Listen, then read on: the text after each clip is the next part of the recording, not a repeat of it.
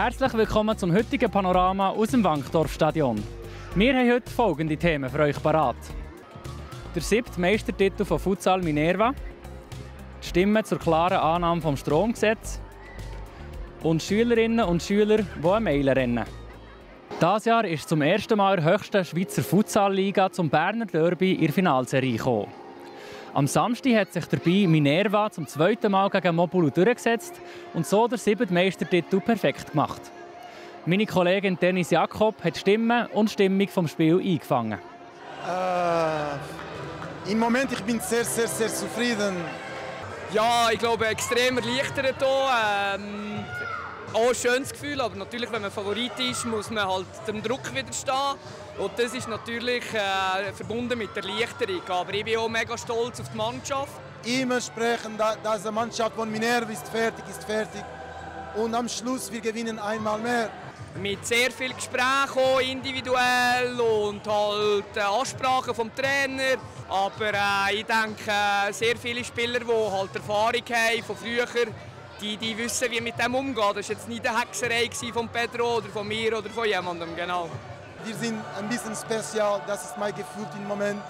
Und ich bin sehr zufrieden. Die Mannschaft, also 6 Spieler, hören auf nächste Saison. Und das ist ein super Abschluss für die. Und wir haben schon gemerkt, wir müssen neues Blut haben. Das ist effektiv so. Und das werden wir jetzt so haben. Und dann wird es eine neue Dynamik geben. Aber die Mannschaft ist, ja, die ist jetzt am Ende, genau. Aber das ist ein perfektes Ende. Jetzt nur Party, jetzt ist Celebration. Und eine Woche, 2 Wochen und dann wir beginnt. Neues Cycle mit anderer Mannschaft. Wir haben Spielertransfers, die wir schon gemacht haben. Es fehlen vielleicht 1, 2 Positionen fehlen noch, aber da sind wir auch schon dran. Und im Sommer gibt es sicher eine neue, jüngere Mannschaft. Ja, genau. Chapeau für alles Spieler. Amazing. Einfach auch ein bisschen durchschnaufen. Ja, das ist sicher auch das Motto. Ich möchte am Schluss auch noch sagen, die 2 Spiele waren sehr spannend.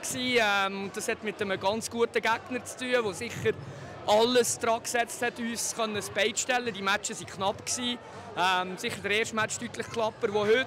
Und grosser Respekt an Mobulo für die Leistung. Mit über 70% Ja-Stimmen ist das Stromgesetz im Kanton Bern erstaunlich klar angenommen worden. Die einen freuen es, die anderen sind enttäuscht. Meine Kollegin Dennis Jakob hat im Trubel vom Frauenlauf mit dem SVP-Nationalrat Thomas Knutti und mit der SP-Nationalrätin Andrea Zried geredet. Sie sind unterschiedlicher Meinung. Thomas Knutti, wie beurteilt ihr das Abstimmungsresultat zum Energiegesetz? Ja, wir haben gesehen, dass wahrscheinlich ein Ja rauskommen am heutigen Tag. Wir haben nicht damit gerechnet, dass es so deutlich ausfallen wird für die Schweizer Bevölkerung. Ein Schritt, der die Stromversorgung ein weiteres Mal verteuern wird, wo wir schon bei der Energiestrategie 2050 davor gewarnt haben. Und jetzt ist heute der zweite Fehler passiert, dass immense höhere Strompreise geben für die Bevölkerung in Zukunft. Andrea Zried, wie beurteilt ihr das Abstimmungsresultat? Ja, ich bin energetisch gerade ein bisschen im Anschlag vom Frauenlauf und es freut mich umso mehr, dass es mit über 70% ist angenommen wurde. Und was sensationell ist und wirklich historisch ist, dass auch das Land hat mitgemacht und nicht nur die Stadt. Es hat also Grün braucht, es hat Rot braucht, aber auch bürgerlich und das ist extrem gut und zeigt, dass die Bevölkerung doch den Willen hat, jetzt den Klimawandel anzugehen. Wasserkraft hätten wir ja gesehen, Wind und Solar haben wir ganz klar müssen sagen, das bringt zu wenig Stromversorgung und darum soll man das nicht dermassen ausbauen und subventionieren, wie es jetzt heute beschlossen wurde. In der Vergangenheit hat man gesehen, dass, wenn es dann um die konkreten Projekte geht, gleich auch Widerstand wächst. Wie wollt ihr die betroffene Bevölkerung abholen? Ja, also das ist jetzt ganz wichtig, dass die Projekte umgesetzt werden. Wichtig ist Transparenz, so dass man klar weiß, um was es geht, wo sind die. Und ich habe auch das Verständnis für das Land, dass sie nicht so erfreut sind, wenn man quasi eine grosse Solaranlage in den Bergen herklebt und die Stadt wie nichts machen. Aber es ist auch nicht so. Es braucht beide. Es braucht die Stadt, es braucht jetzt die Dächer, die wirklich bestückt werden mit den Panel, Palisaden und all diese Sachen. Und es braucht aber auch im alpinen Raum Anlagen. Das ist jetzt ein Miteinander und es braucht Kompromisse. Aber ich muss schon sagen, am heutigen Tag sind jetzt die Befürworter, die sind jetzt in der Pflicht. Es ist heute wirklich gegangen, will man unser Land, und das muss ich halt auch sagen, als Berner Oberländer, der aus einer Tourismusregion kommt, heute hat die Bevölkerung Ja gesagt, zu einer Verschandelung von unserer Landschaft, sprich alpine Solaranlagen, sprich Windkraftanlagen. Und das tut mir in meinem Herzen ein bisschen weh. Wir sehen jetzt aber auch mit den Abstimmungsresultaten, dass es nicht nur die Städter sind, die die Vorlage befürworten, sondern auch die ländliche Bevölkerung. Ich denke, heute war ein Ja, weil man dann zur Energiestrategie 2050 Ja gesagt und zur Wasserkraft. Ich glaube, das will man befürworten und man ist sich ein bisschen zu wenig bewusst, was auch das könnte bedeuten für Wind- oder Solaranlagen. Was sind die nächsten Schritte? Ja, mit dem haben wir natürlich einen kleinen Teil gemacht zum Klima anfassen, zur Verbesserung des Klimas. Es braucht schon noch mehr. Und ich denke, die Klimafondsinitiative, die wird kommen, ist ganz wichtig. Und es braucht eben nicht nur den Bund, es braucht Kantone, es braucht Gemeinden, es braucht jeden Einzelnen. Es ist ein weiter Weg und es braucht schon noch Überzeugungskraft. Aber ich bin jetzt recht positiv. Mit diesem Resultat, da denke ich, sind wir jetzt mal gut gebödelt, für vorwärts zu machen. Und zum Schluss bleiben wir im Wankdorf-Stadion. Hier, wo normalerweise IB spielt, sind heute hunderte Schülerinnen und Schüler 1,6 Kilometer, also eine Meile, gerannt. Das Projekt ist lanciert worden von Weltklasse Zürich und soll die Jungen dazu bewegen, sich mehr zu bewegen. Mehr dazu seht ihr im Beitrag von mir.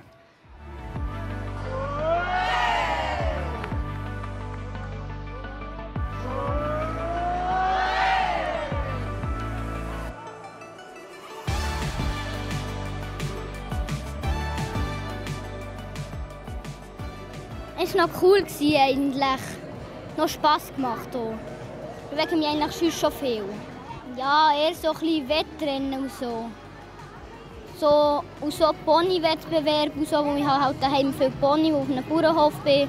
Wir mussten um unser ganzes Haus rennen und es war halt eine riesige Musik.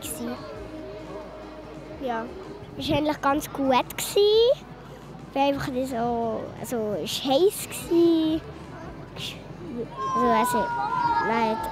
Man braucht halt ganz viel Ausdauer. Ja, ich habe so zuerst gedacht, ja, ich werde vielleicht erst, aber ich bin 60 geworden und es ist auch gut. Meistens bekomme ich das Seitenstechen halt. Ja, ich bin IB-Fan und ich war noch nie im Stadion und es war gut. Ab und zu rennen ich vielleicht manchmal auch noch nicht rennen. Ja, also ich würde jetzt noch ganz viel rennen.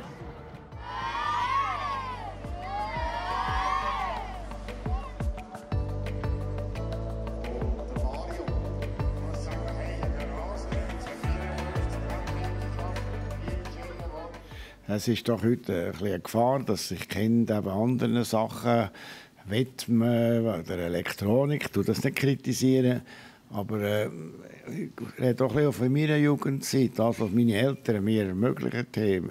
Als Kandersteiger, das ist nicht sehr viel gewesen, aber es ist mit Herz, mit Liebe ist das gekommen, ist das weitergegeben worden. Und das bleibt eben da. Und das ist das Bleibende, was sie in der Jugend bekommen. Das ist das, was er hilft, dass man in diesem Leben, das nicht immer einfach ist, zurechtkommt. Ja, als die Anfrage von Weltklasse Zürich kam, haben wir sofort gesagt, hey, super Idee, super Sache, da machen wir mit. Es ist ein sehr schönes Projekt, wo ganz viele Kinder bewegt werden und Freude bekommen an der Bewegung am Rennen. Und wir selber, das passt super zu IBE. Wir haben selber auch sehr viele Projekte, oder Projekte, wo wir das verfolgen, wo wir das fördern. Zum Beispiel bei unseren Kids-Camps, wo über 1000 Kinder jedes Jahr zu uns kommen, eine Woche lang und sich bewegen.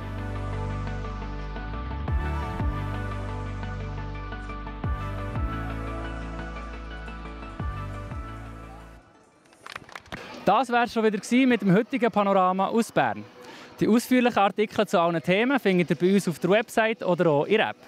Merci vielmals fürs Zuschauen und jetzt erzählen euch meine Kolleginnen und Kollegen von Meteo News, wie das Wetter in den nächsten Tagen wird.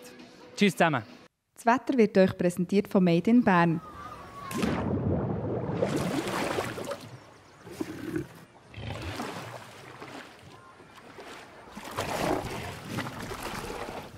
Bärenstarke Sommerferien. Made in Bern. Ich begrüße Sie ganz herzlich zu Ihrem Plattform Wetter für den Kanton Bern. Schön sind Sie wieder mit dabei. Nach einer nassen Nacht sind wir heute vielfach mit vielen Wolken und mit Regen in den Tag gestartet. Im Tagesverlauf hat sich dann im Flachland aber recht sonniges Wetter eingestellt und auch im Oberland hat die Sonne so langsam Platz bekommen.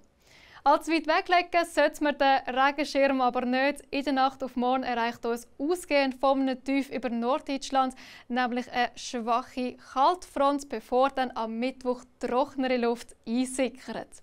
Morgen am Vormittag ist es jetzt aber das erste Mal noch meistens bewölkt und es gibt zum Teil Regengüsse. Die Temperaturen liegen am Morgen bei 11 bis 12 Grad. Und am Nachmittag da ist es im Oberland noch gelegentlich nass. Im Flachland ist es hingegen meistens trocken. Da dürfte es zum Teil auch ein paar Auflockerungen geben. Für die Jahreszeit ist es sehr kühl. Die Temperaturen erreichen gerade mal 14 bis 16 Grad. Dazu bläst im Flachland leichte Brise. Auf den Bergen haben wir mäßigen Südwestwind. Am Mittwoch und auch am Donnerstag erwartet uns im Flachland dann trotz vermehrt Quellwolken teilweise bis recht sonniges Wetter. Am Mittwoch sind im Oberland die Wolken aber vergleichsweise zahlreicher. Es sind dort auch ganz vereinzelte Regengüsse möglich. Am Freitag sind die Prognosen im Detail noch unsicher. Wahrscheinlich ist es am Freitag zuerst noch teilweise sonnig, bevor dann im Tagesverlauf dichtere Wolken dazukommen. Das Temperaturniveau das steigt auch so langsam an. Am Samstag da dürfte es dann allerdings unbeständig sein mit Regen und Gewitter. Am Sonntag braucht es wahrscheinlich auch noch teilweise den Regenschirm, bevor sich das Wetter bessern dürfte. Und damit war es das von meiner Seite. Ich bedanke mich dafür, dass Sie zugeschaut haben und wünsche Ihnen noch eine ganz gute Zeit. Ade miteinander.